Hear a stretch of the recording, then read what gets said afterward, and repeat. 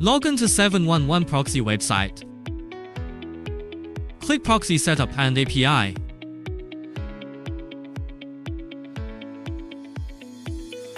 In the left sidebar, select Residential Proxies.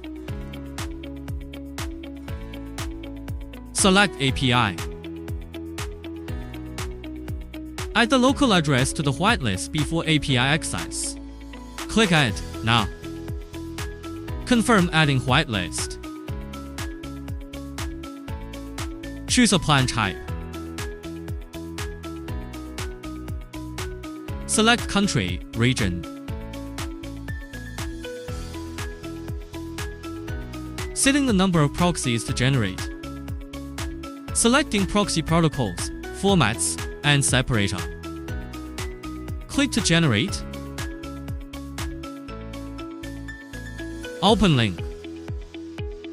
API obtained successfully. You can start using.